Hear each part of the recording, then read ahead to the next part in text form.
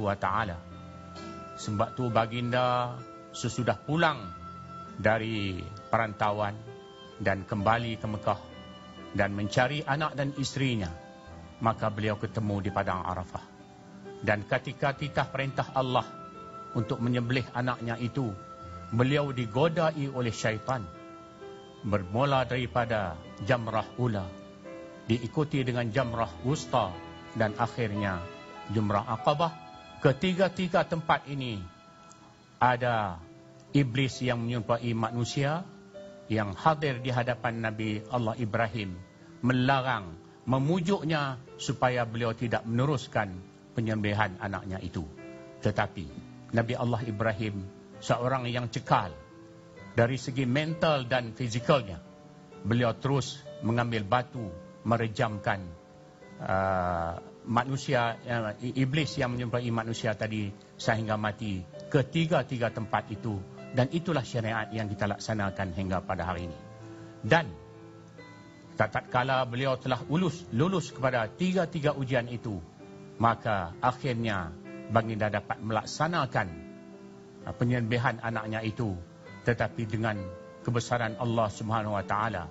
Dan Nabi Allah Ibrahim dengan penuh ketaatan melaksanakannya, tetapi Allah Subhanahu wa taala menggantikannya dengan seekor kibas yang besar.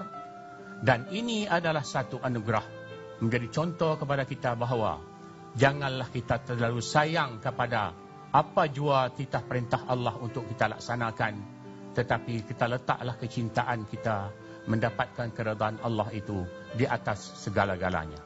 Jadi kita harap bahawa apa yang kita laksanakan ini bukanlah hanya simbolik ataupun sebagai contoh, tetapi apa yang perlu ialah kita beramal dengan apa yang telah dititah perintah oleh Allah Subhanahu wa taala. Mudah-mudahan Allah akan redha kehidupan kita di dunia dan di akhirat kelak, insya-Allah. Amin amin ya rabbal alamin. Terima kasih kepada yang berbahagia Datuk Paduka Syekh Hasbullah Abdul Halim, mantan Mufti Kedah Darul Aman, yang telah pun sudi untuk berkongsi pandangan dan juga ilmu pada kita di halaqah Sentuhan Kalbu pada malam ini. Saya percaya ramai di luar sana yang bernama Ibrahim. Dan apakah kita sehebat Nabi Ibrahim? Mungkin barangkali kita tak akan menjadi sehebat Nabi Ibrahim, namun sekurang-kurangnya seperti kata para ulama, contohilah para nabi ini. Dan insya-Allah bahawa suri teladan seperti ini akan terus memberikan kekuatan dan juga pengajaran kepada kehidupan kita. Halaqah Sentuhan Kalbu akan berehat seketika. Jangan ke mana-mana. Terus bersama kami di studio dan akan kembali selepas ini. Alhamdulillah saudara, selamat kita bersua kembali dalam rancangan Halaqah Sentuhan Kalbu. Dan kita telah pun masuk ke segmen yang kedua. Dan saya seolah tercium bau padang pasir yang sangat kuat. Ada desir angin yang mengalir dan menghembus, yang membawakan butir-butir pasir. Dan ada udara panas di antara bukit pasir dan angin tersebut. Kepayahan para nabi untuk membawa pesan wahyu ilahi bukan sembarangan. Mereka bertarung dengan nyawa. Mereka mempertaruhkan segala-galanya. Dan itulah di antara pesan ataupun perjalanan yang akan kita cuba bawa masuk ke dalam diri kita dalam segmen yang kedua ini, yaitu segmen kecerdasan spiritual. Seandainya kalau anda telah pun bersedia, kita istighfar banyak-banyak, mudah-mudahan Allah membukakan hati kita, melembutkan hati kita supaya dapat menerima penceritaan yang akan disampaikan oleh jurulatih kecerdasan emosi dan spiritual ini dengan sebaik mungkin. Baiklah saudara, kita persilakan dan kita lalukan ke studio saudara Andi Muhammad Fajar. Assalamualaikum Andi. Apa khabar? Sehat pagi ini? Alhamdulillah. Sehat malam ini? Sehat segala-galanya, alhamdulillah. Pak Andi, jadi mungkin Andi akan berkongsikan sesuatu kepada penonton dalam diary Nabi Ibrahim. Mungkin orang bertanya, di mana diary-nya? Bila dia menulisnya? Andi mempunyai jawapannya. Silakan. Terima kasih, Saudara Ahmad Nur Sulaiman. Bismillahirrahmanirrahim. Assalamualaikum warahmatullahi wabarakatuh. Para penonton di studio dan di rumah yang dirahmati oleh Allah Subhanahu wa Ta'ala. Apa kabar? Sehat tuan-tuan, puan-puan? Alhamdulillah kita dapat bersama-sama dalam kesempatan yang sangat mulia ini.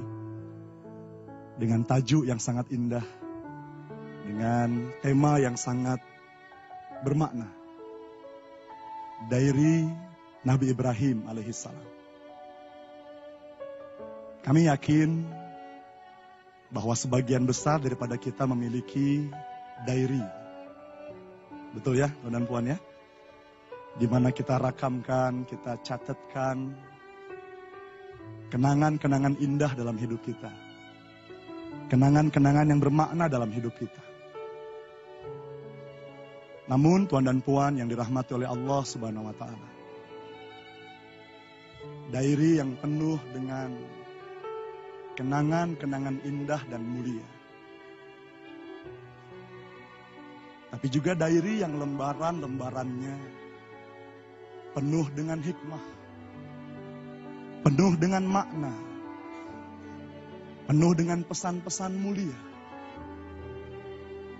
Pesan-pesan yang bila kita hayati, bukan hanya keselamatan dunia yang diberikan kepada kita, tapi insya Allah keselamatan dan kebahagiaan sehingga kita berjumpa dengan Allah Subhanahu wa Ta'ala. Tuan dan puan yang kami hormati, di awal perjumpaan kita tadi kita menyaksikan satu paparan multimedia. Masih ingat tadi? Ada gambar kereta cantik. Ada gambar apa lagi? Rumah-rumah yang besar, betul? Gambar emas, berlian, betul tuan dan puan? Yang melambangkan apa itu semuanya? Kemewahan kehidupan dunia. Sejenak terbawa minda kita membayangkan betapa glamournya kehidupan dunia. Betapa mewahnya kehidupan dunia. Betul tuan-puan? Itulah tuan dan puan yang sesungguhnya yang mungkin tanpa disadari oleh manusia tuan dan puan. Itulah yang manusia cari. Itulah manusia yang diinginkan oleh mereka. Itulah yang dikejar oleh manusia. Begitu ramai manusia yang ingin mendapatkan kemewahan duniawi. Mencari harta di atas segala-galanya. Ingin mendapatkan kemewahan dunia di atas segala-galanya. Begitu ramai manusia yang leka dan lupa. Sehingga banyak yang menjadikannya seakan-akan sebagai tujuan tertinggi kehidupannya. Seakan-akan menjadi cinta teragung dalam kehidupannya. Begitu ramai manusia yang tak menyadari ketika mereka menuhankan kejayaan-kejayaan duniawi, kemewahan-kemewahan duniawi. Maka tuan dan puan yang kami hormati, pada malam ini kami ingin berkongsi sebuah makna kepada tuan dan puan semuanya. Pencarian yang mengingatkan kita akan pencarian seorang manusia mulia bernama Nabi Ibrahim alaihissalam. Tentunya pencarian para nabi tidak akan pernah sama dengan pencarian manusia, tuan dan puan. Para nabi dan rasul yang dalam hidupnya sentiasa dibimbing oleh wahyu dari Allah Subhanahu wa Ta'ala.